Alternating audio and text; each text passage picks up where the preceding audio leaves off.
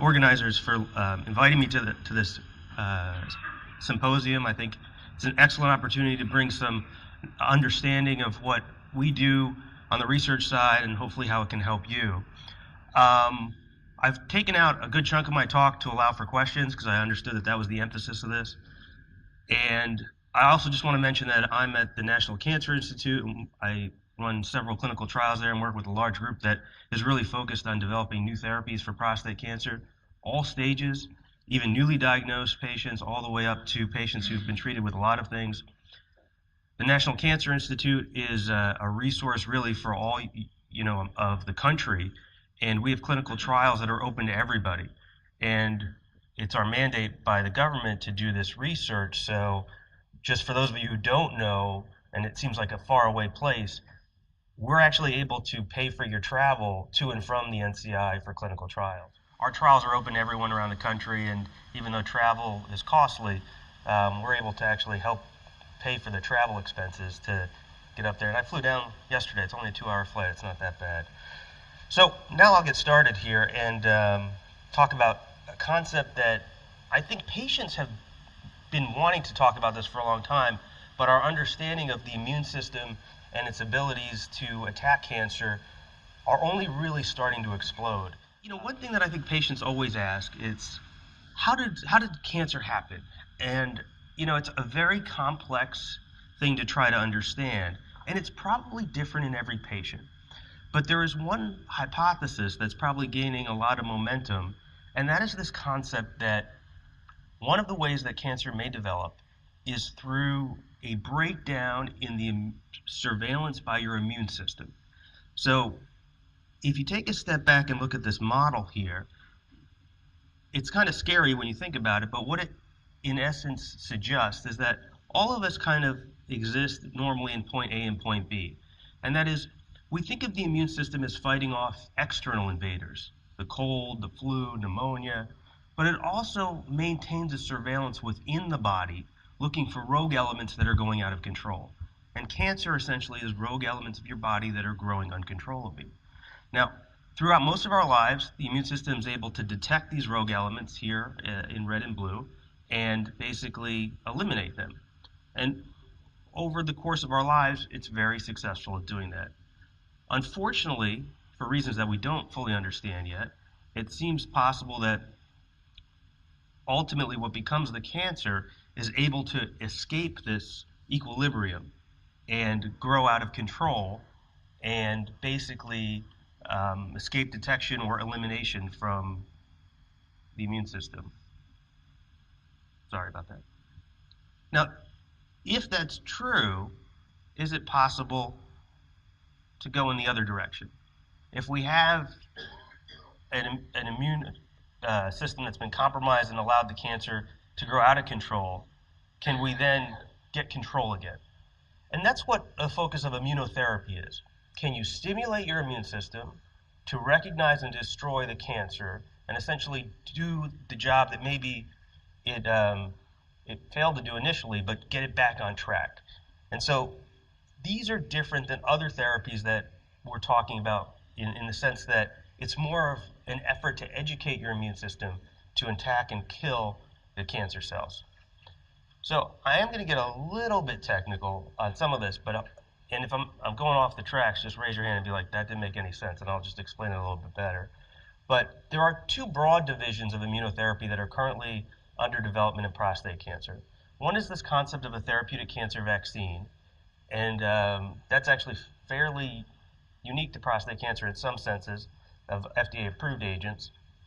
And then another one is immune checkpoint inhibitors.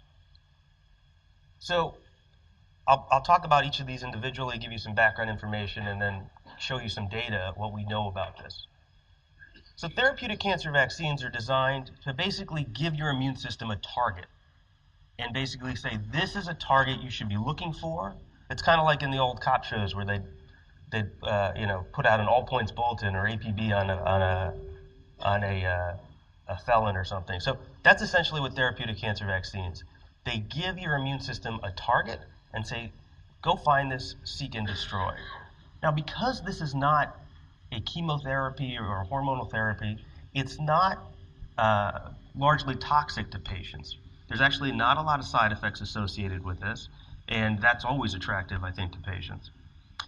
But because it's not a direct therapy to attack the cancer, its effects are different. And even people in my field are still coming to terms with the fact that the kinetics of the response that we see with these therapies are very different. Over time, that's led to a lot of misunderstanding and even a sense of confusion over these agents, and I'll hopefully try to clarify some of that, at least from my perspective, by the end of this talk.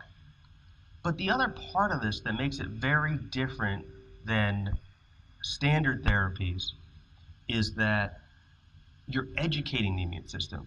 So unlike a therapy that, a drug that you take and you stop taking it, the educated immune system is likely to have benefits beyond the period of time you're actually taking the treatment. So that, again, is very different. Immune checkpoint inhibitors are a different group of agents. So think of immune checkpoints as regulatory mechanisms for the immune system. Like any kind of thing that has killing ability, like the immune system, you want to have on and off switches. Because if the immune system goes out of control, then it can cause autoimmune diseases, which are a whole separate problem.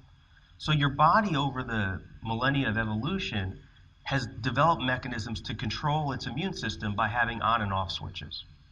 Now, some of these off switches are manipulated by cancer, and in essence, basically, are used by cancer to shut off the immune system as they come to kill it, and I'll talk about those. And some of these are basically agents that can be targeted by therapies to basically enhance the immune response. So there's two main categories that I'll focus on. One is CTLA-4 and PD-1 and PD-L1. Again, I don't want to get too technical, but I'll come back to that in a little bit. Well, I guess I'm coming back to it now, sorry. The fundamental targets here are, and this is just to give you an example of how the immune system works. The first one is a molecule called CTLA-4. Within 48 hours or so of a specific immune cell being given a target, it's supposed to get activated, tell all its friends about the target, and then start the process of killing that adversary. But your immune system has a molecule called CTLA-4, which is designed to be expressed by those immune cells within a couple days of activation. So basically, that is an off switch for the body to be like, all right, you've done your job, now calm down. And that's what CTLA-4 is intended to do. So therapeutically, what's been developed is an antibody that blocks that molecule. So basically, your immune cells get a little bit crazy, and then they start attacking things much more aggressively. Now, this is associated with more side effects, and we'll talk about that. But that's this concept of CTLA-4. Now, as these immune cells, called T cells or other types of cells, move closer to the tumor cells, there's a other relevant molecule engagement called PD-1. I'll just focus on PD-1, but there's two really. It's PD-1 and PD-L1. Essentially, PD-1 is a way for other parts of your body to shut off the immune system. And for whatever reason, the cancer cells are able to manipulate this mechanism so that they basically can hit the off switch on the immune system as they're coming into their neighborhood looking for them. So if you think about it, these are ways that which the cancer cells can evade or escape the immune system, is by turning them off when they come by. So therapeutically, and these are things that are very promising, these agents are developed that basically prevent this molecular interaction. So in essence, the cancer cells can't have their off switch, the immune cells can't have their off switch hit by the cancer cells. All right. I also want to point out, if there's any questions, I'm probably messing up for other people too, so if something doesn't make sense, just raise your hand and be like, wait, that makes no sense at all. So when we're talking about immune checkpoint inhibitors, they're very similar to the vaccines, which I talked about earlier, in that, again, you're educating the immune system, and therefore you may have effects that are beyond the period of administration, very different than how we think of drugs. But unlike vaccines, they are a little more nonspecific. The vaccines give the immune system a target, these checkpoint inhibitors kind of make the immune cells go a little bit crazy or a little bit out of control. And so for that reason, they can have autoimmune side effects, including things like inflammation of the colon or the thyroid gland. And we've seen some of that in some of these therapies as well. So it's just something to be aware of. But they're very different side effects than we see with chemotherapy. Now, I'm going to start talking about an immunotherapy that's actually approved in prostate cancer. I'll ask for a show of hands in the room here. For the patients, how many people actually knew there was an immunotherapy approved for prostate cancer? Okay, so like roughly 10% maybe, it looks like. So that's not surprising. So this was actually approved back in 2010, 2011. And it's an agent that's a therapeutic cancer vaccine called Symposium and Provenge. Now, there's a lot of controversy around this agent, and I'll explain why. But first, let me explain these curves. You'll probably see these types of curves all through the afternoon. And for those of you who aren't familiar, let me explain what this is showing. Oncologists have to show these curves because this is how we understand our data and make recommendations to patients. But basically, these are men on a clinical trial, and you start off with 100%. And unfortunately, over time, patients pass away from their disease, and as they get closer, as you go out 5 or 6 years, you see that you have less and less patients alive. So this is how we present our data, understand our data, and a separation in these curves, if they're statistically meaningful, tells us that a treatment is working. All right? So that's just background. You'll see these curves, I'm sure, throughout the day.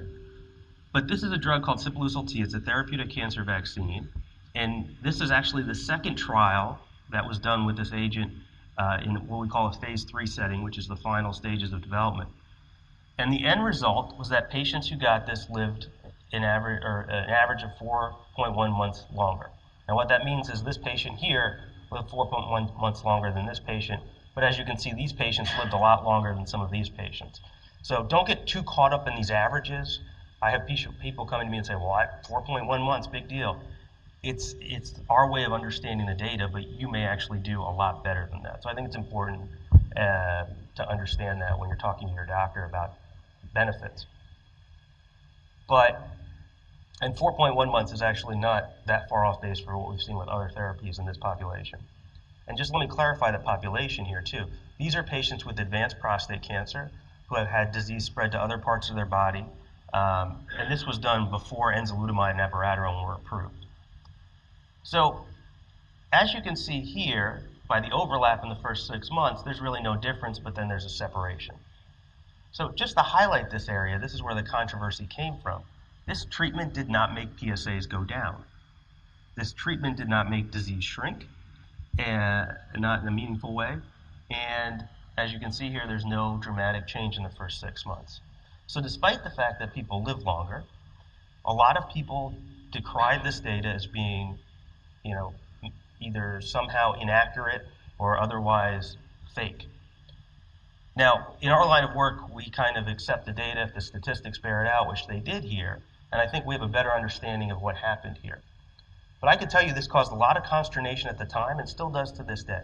I've had oncologists at meetings come to me and tell me, I don't know how to use a therapy that only makes patients live longer. I was like, I thought that's what we're trying to do here. It's confusing because if the PSA doesn't go down and you don't see it shrink, how do you know it's working? And it's a complicated thing that we don't have the answer to. But hopefully you'll have a better sense of at least one hypothesis as to what's going on. I'm pretty comfortable with just making people live longer. I'm sure you guys are too. So how is this treatment administered? It's actually kind of a form of personalized medicine in that it is developed from your own immune cells. So you go to a local kind of apheresis center, they take the blood out of your body, they send it to a local processing center, I think there's one in Atlanta, and they put your immune cells for 2 days through what is basically immunologic boot camp. They basically expose it to a protein that's on prostate cancer cells, and then basically some also other agents that activate those cells, and then reinfuse it back in the patient.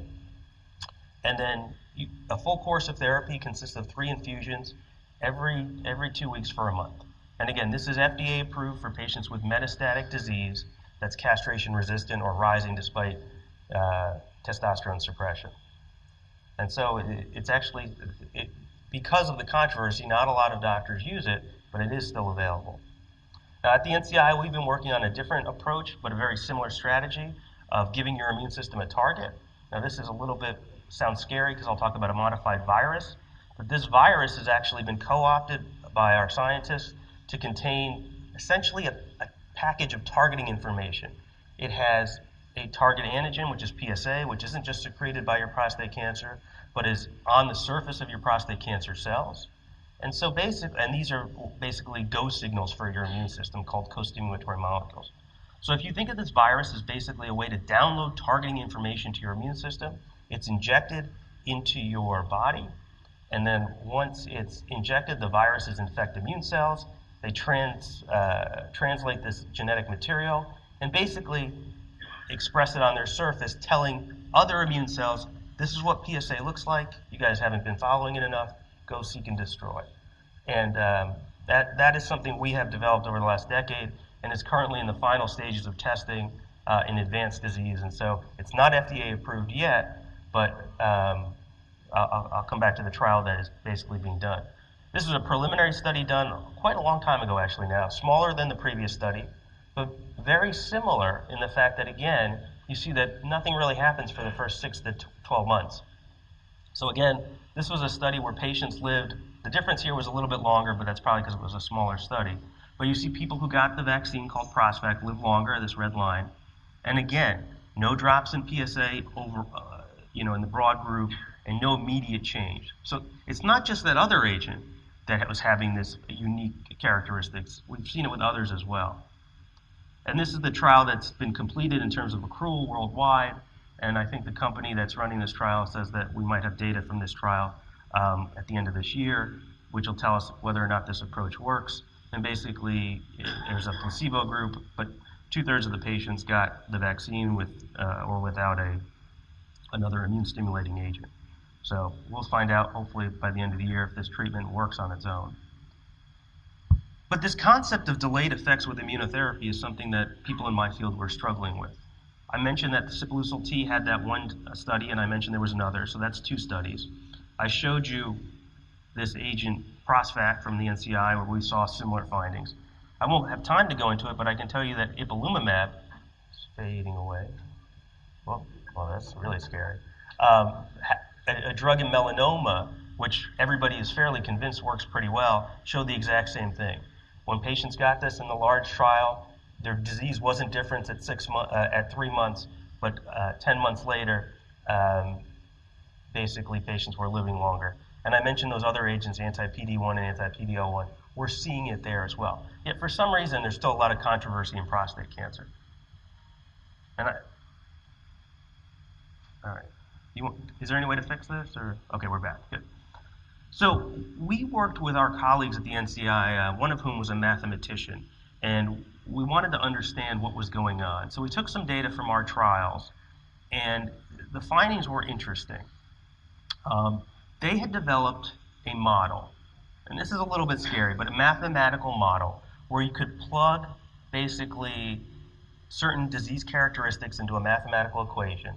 And then once your disease got to a certain level or magnitude, it wasn't compatible with life anymore. And so that's kind of where these crosses are. These patients unfortunately passed away. And they were able to show this model did predict survival pretty accurately in diseases where you had disease-relevant metrics like tumor size in kidney cancer or a protein called an M spike in multiple myeloma. And when we looked in prostate cancer, we looked at 5 clinical trials, 4 of which involved chemotherapy, and 1 of which involved the immunotherapy prospect that I mentioned earlier. And this is what we saw. Again, if you plugged in PSAs into these equations, you could kind of predict when you get to a point where survival was, or the tumor burden was no longer compatible with life.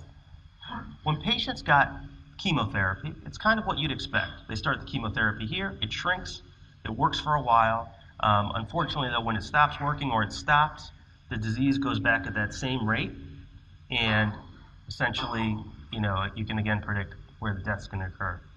With the immunotherapy, it was very different. What they saw was that there was no immediate change in the growth of this cancer, and they would have predicted the patients would have passed away somewhere around this time point. But based on the results of the study, what they actually saw was that patients were dying here, very much beyond what would have been predicted. And so what this blue line represents is our hypothesis that the immunotherapy starts a war between the cancer and your immune system. Maybe not a war that shrinks the tumor immediately, but rather a war that's a war of attrition over time that slows the growth rate of the cancer. And in the long term, that actually may be more relevant. And so this could explain why your PSA doesn't immediately go down. And it could also explain why, those patients who unfortunately only had 6 months to live on those trials didn't benefit from these therapies. And it's very clear that you might get a misunderstanding in the short term that things are getting worse. And so this is something that we've looked at in retrospectively in some other studies. So in our line of work, retrospective data means we look back and try to understand things from older studies. So this was a study using Prostate, that vaccine from the NCI, in patients who had PSA rising after surgery or radiation was not curative. So biochemical recurrence, and they were treated with Prostate. And this is what we saw in that study. This was a 50-patient study. This is another way to calculate the growth of cancer over time. And what they saw within 100 to 120 days, you have a statistically meaningful drop in the way at which the PSAs were going up. So these patients' PSAs were still going up, but they were going up slower. Another way we look at this in prostate cancer is doubling time. How long does it take for your PSA to double? Well, on average, these patients came on study with a doubling time of about 5 months, and when they left, the average doubling time was 7.5 months. And for those of you who are familiar with this, this might be important because if you can slow the cancer down, it may delay the time you need hormonal therapy and delay the time it spreads. So this is a trial with that other vaccine, Provenge, which is FDA approved, or Sipuleucel T. They looked at it a little differently. They gave patients one hormonal shot with that vaccine, and basically the blue line is the doubling time, and you see that, these lines are all doubling times, but the blue are the one that got the treatment. You see that after the testosterone recovered, there was a statistically significant difference between the doubling time of people who got the immunotherapy. So again, evidence that the disease is being slowed down.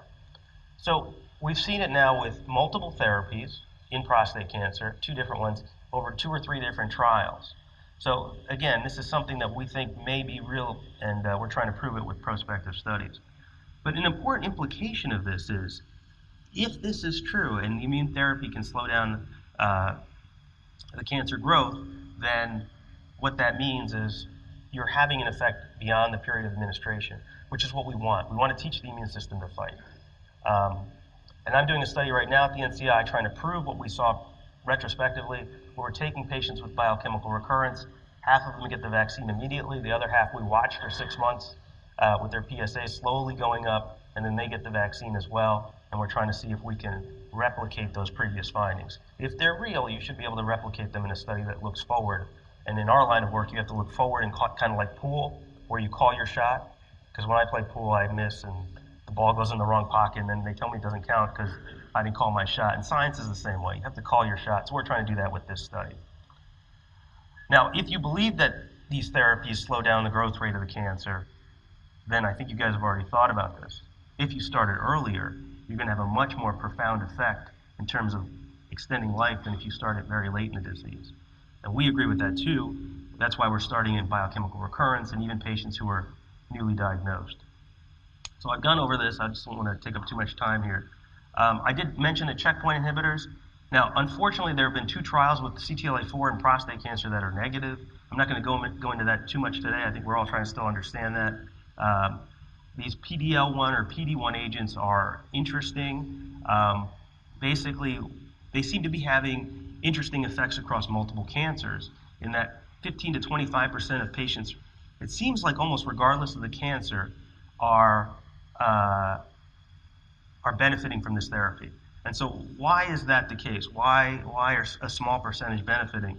And I think that's because those patients probably have immune cells in the neighborhood that are being turned off, and that those agents can basically turn them back on again. But for patients who don't have immune cells in the neighborhood, they're not that helpful.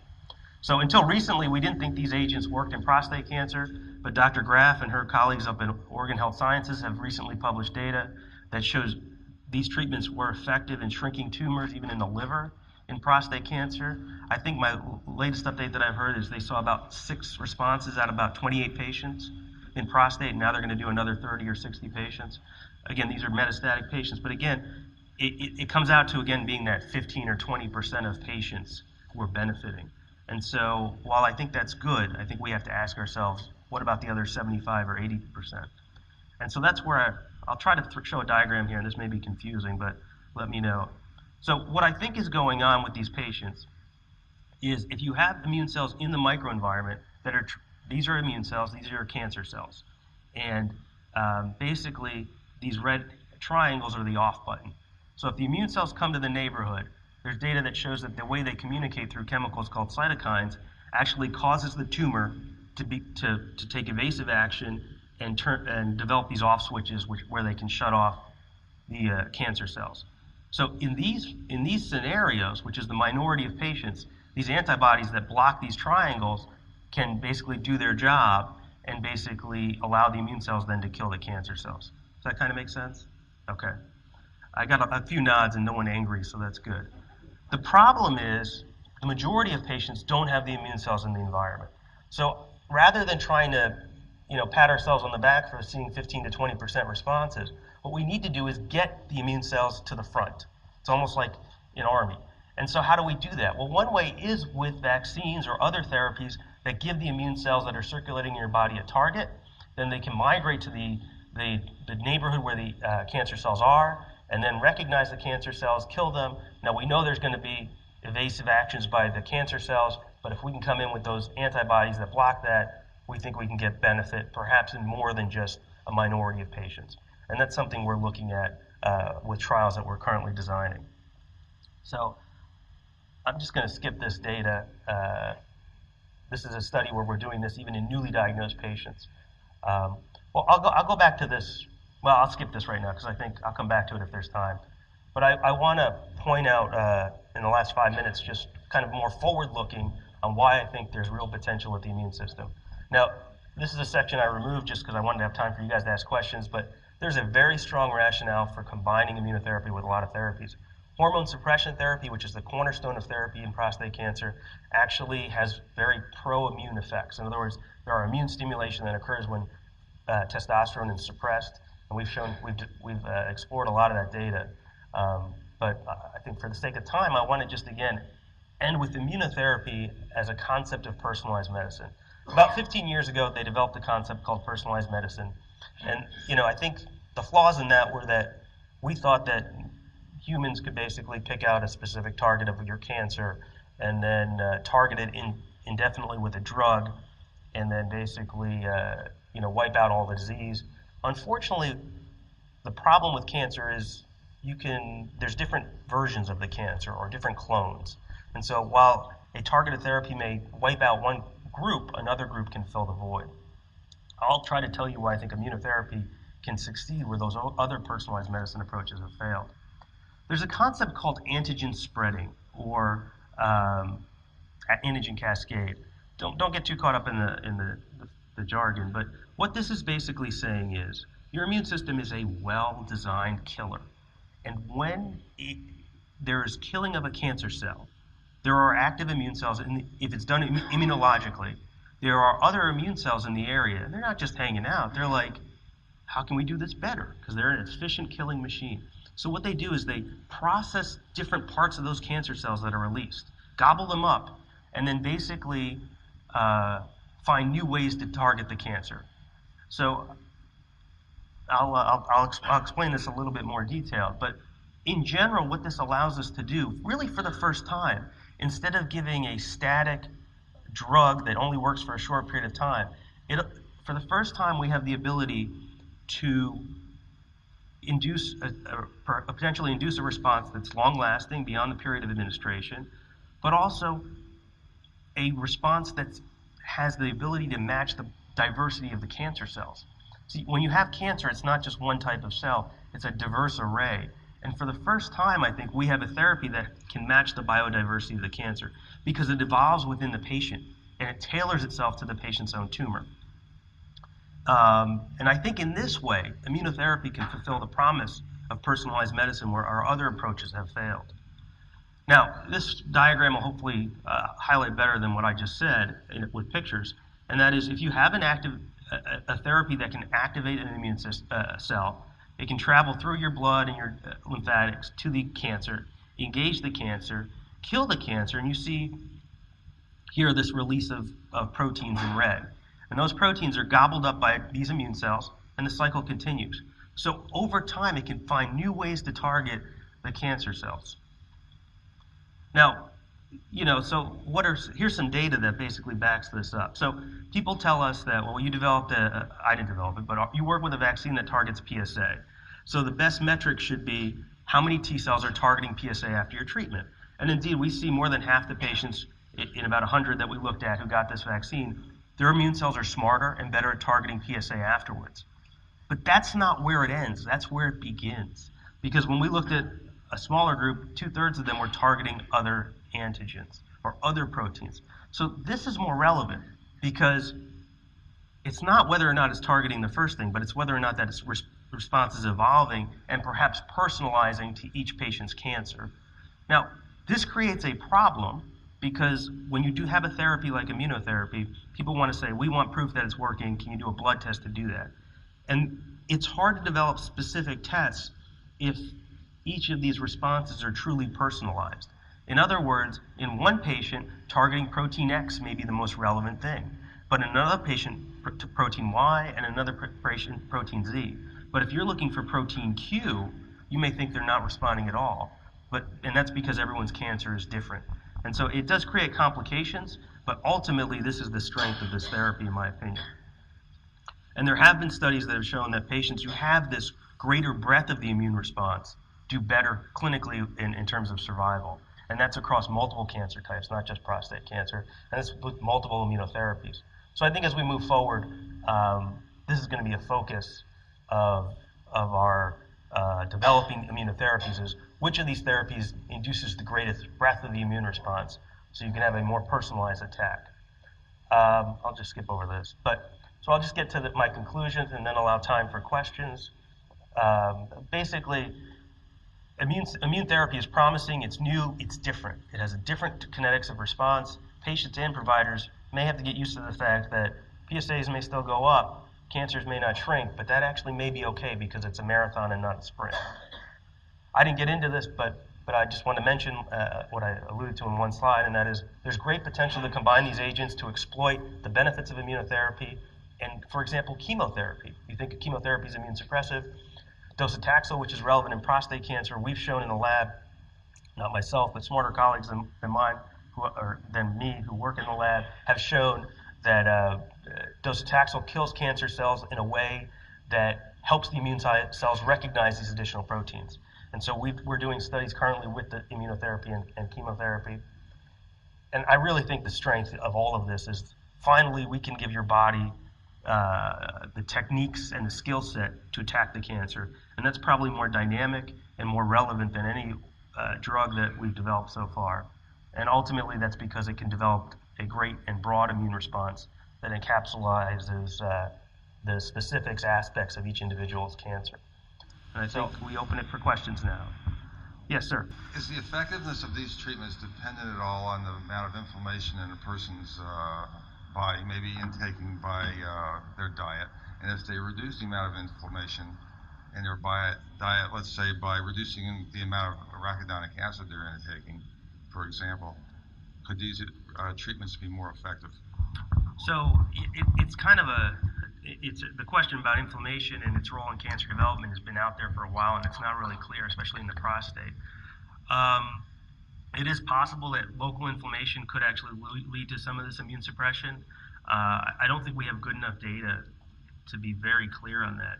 I can tell you that sometimes when we see immune responses in these patients, it results in inflammation.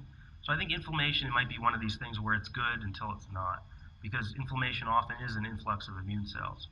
So I think that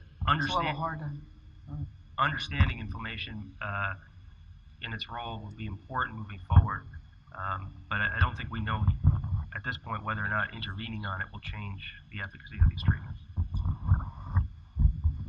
Pardon me, I'd like to know, as you get further and further into the immune system, what are some of the off-the-wall aberrant responses, toxicities you get with this therapy? Right, so With the vaccines, actually, that's Symposium and Prostate, we don't see a lot of side effects. We see a lot of infusion-like reactions or like flu-like symptoms for a couple days because it's your immune system getting activated. With the PD-1 and PD-L1 checkpoint inhibitors, there's a little more incidence of things like thyroiditis or rashes, which are mostly manageable, but they are, again, fairly tolerable. When you're talking about the anti-CTLA-4 molecule, because that really pushes the T cells to go a little bit crazy and turns off the immune system's control mechanisms, those side effects can be a lot more severe. Patients can have inflammation of their colon, which takes sometimes days or weeks to subside, in addition to other side effects.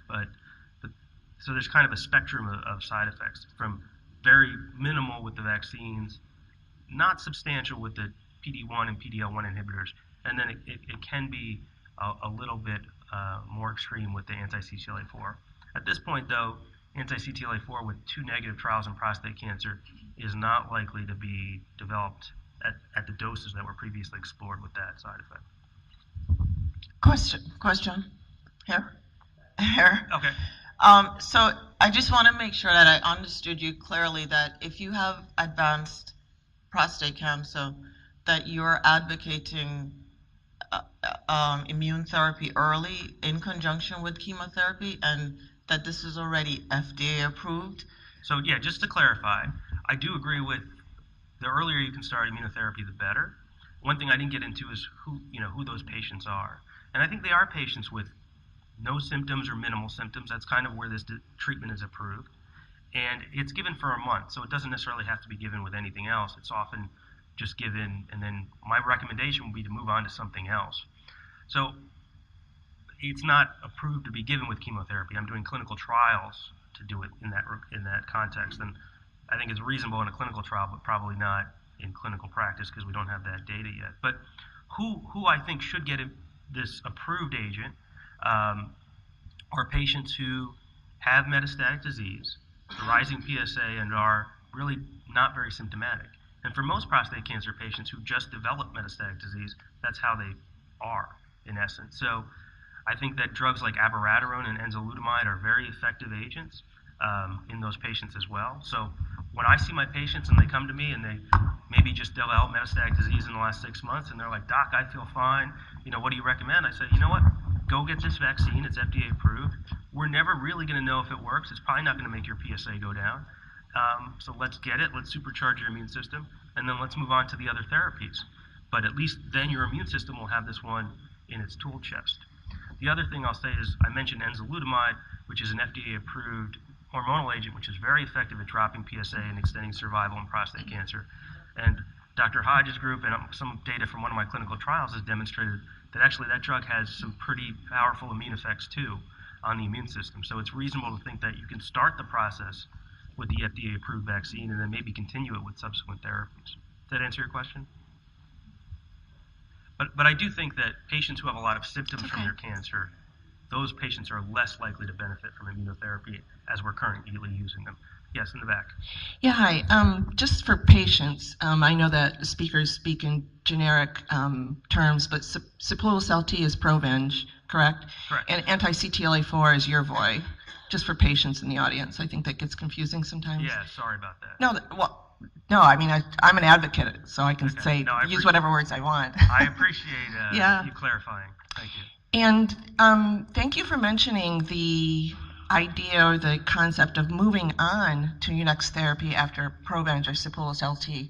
I still remember there was some data by Dan Petrolak years ago, I want to say 2006, and it was 80-some patients, and in those patients, half had Taxotere, and the other half had Provenge before Taxotere. I don't remember if it was a poster or what, but he documented a double-digit survival advantage to the patients who had the Provenge before the Taxotere, which just introduces a great thought or theory or question. So what I've seen with some of my callers is sometimes they'll do Provenge and then do nothing and wait for a response, which may not be coming quickly. Yeah. Does that make sense? Well, I agree with what you're saying, although I don't think it makes sense. But in the sense that but For a patient. Well, no, but I think that again, this goes to the doctors still trying to understand this. Yes. I've had doctors who tell me that, I gave this person Provenge, and then a year later their disease was a lot worse, and I was like, well, what'd you do after the Provenge? And they're like, well, nothing. Right. I don't think that's the best strategy. Like I said, when I see a patient in that circumstance, I say, let's do Provenge, let's supercharge your immune system, Yes. and Thank you. let's just move on to the next therapy. In that context, I think something like enzalutamide is actually very well tolerated, abiraterone as well. And so I agree that I wouldn't wait for evidence that things are getting worse. I would just say it's almost in cancer, maybe you can explain this better after I try to, there's this concept called adjuvant therapy. And so this happens a lot in breast cancer, not so much in prostate cancer unless you get radiation, but this concept of giving a treatment after early surgery, and you never actually find out if it helped you or not. If you were cured, you may not know that it was the adjuvant therapy or not. You'll never know. And we do it there, and it's okay, but when you get in these circumstances, people get very caught up with, well, my PSA didn't go down, it failed me, or it didn't work. But again, if you recall that line that I showed, there might be a short-term period where things look like they're getting worse, but they're really slowing down. So I agree. I agree with your recommendations. You're right on, I think. Okay. As long as we're dealing in sort of space medicine here, if you carried this further on, let's let our minds wander here about tumor prevention with your treatments. Yeah, so the concept of so I don't like this name vaccine because it makes people think like it's preventative, but I wasn't around when they named it, I guess, or they didn't ask me. But regardless, there are efforts to look and seeing if we can ultimately use this in a preventative setting. The vaccine Prostate is being currently explored in patients who have low-grade prostate cancer, who don't require surgery and things like that. I mean, I think if all this pans out with immunotherapy, you could foresee a time where in the best case scenario, you're able to do a blood test at 40 or 50 and say, all right, your immune system's a little bit lacking in this area. We'll bump it up a little bit. I think that's science fiction still, but it's not as much fiction as it was 5 years ago. Yes. Two questions. It seems from the slides you showed that this immunotherapy is something that you don't try until someone is pretty well advanced with the cancer.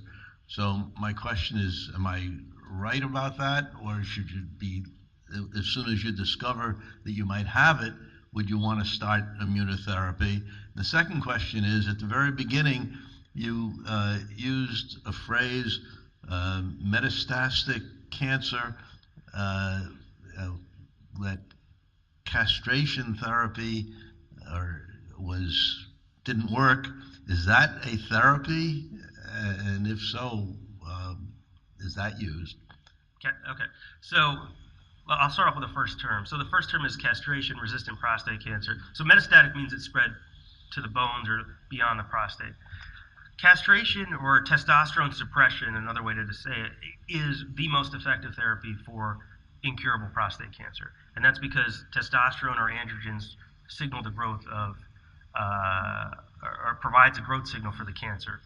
So that's actually the cornerstone of therapy for a disease that's not curable with radiation or surgery. And when the cancer starts to grow in spite of very low levels of testosterone, we call it castration resistant. And I think we could talk a little bit more about the role of hormonal therapy and its importance in prostate cancer maybe later on or something. But to get to your other question is, what I've shown is the area where this treatment is FDA approved. And that's FDA approved in metastatic disease because when a lot of companies do clinical trials, you have to have an endpoint that's within a few years away.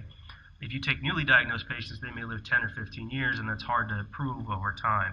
So that's why the therapy is approved where it is. That's probably not, in my opinion, where it's going to work the best. And so other trials are being done in earlier stage disease. At the NCI, we're doing trials in patients who are newly diagnosed with surgery or radiation with these immunotherapies. We're also doing that trial I showed you in patients who have just a rising PSA but no evidence of metastatic disease. So we're doing trials in those earlier populations, but there are not therapies that are FDA approved in those areas yet. Thank you. You're welcome. Doctor, I have 3 questions, if you'd be patient. Would you define low-risk prostate cancer versus high risk?